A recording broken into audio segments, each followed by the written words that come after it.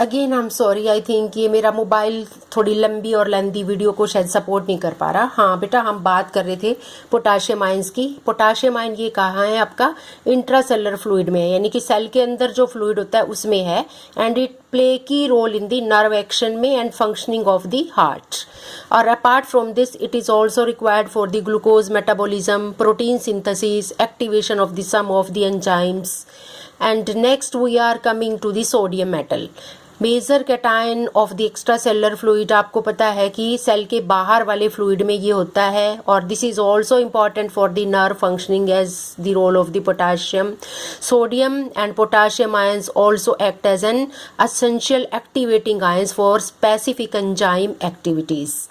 और सोडियम और potassium ion along with the chloride anion they play important role in the osmotic regulation of the body fluids, यानी कि tissue fluids.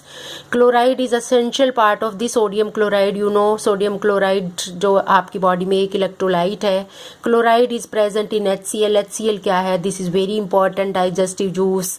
और deficiency of chloride ion it may cause the impaired growth in the infant, small babies में। Iodine भी एक important element है। उससे पहले हम बात कर लेते हैं सोडियम और पोटाशियम के पंप के बारे में, जो आपने फर्स्ट ईयर में पढ़ा था। सोडियम पोटाशियम पंप एक्चुअली किस लिए चाहिए आपको? It maintains the concentration gradient. आपको पता ही है कि most of the cells they have the higher concentration of the potassium and low concentration of the sodium. In the fluids outside the cell, the concentration of sodium is high and that of potassium is very low.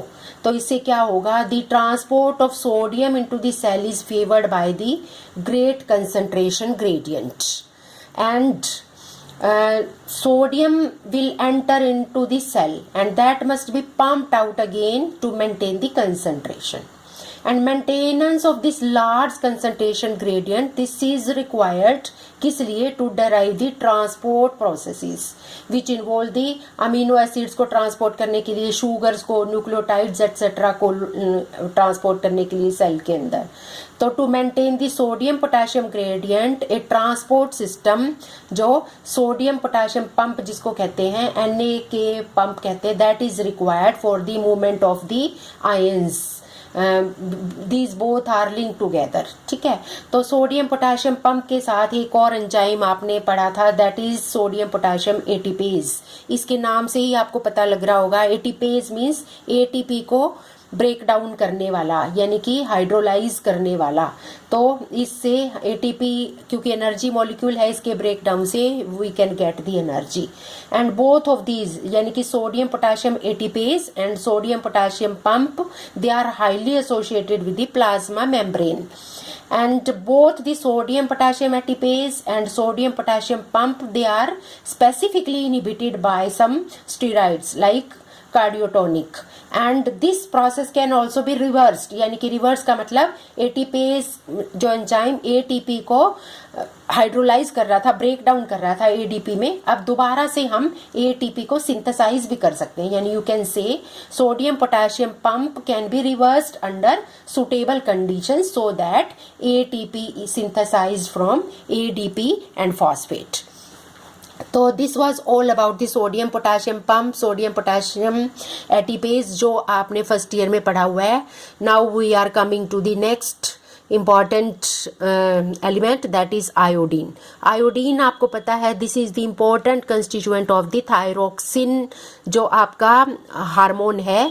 Thyroid gland जो होता है आपका neck region में जो होता है, इसका एक इम्पॉर्टेंट पार्ट है आयोडीन, विच इज इम्पॉर्टेंट। और ये थायरोक्सिन या thyroid hormone, this is important for the growth and the regulation of the metabolism.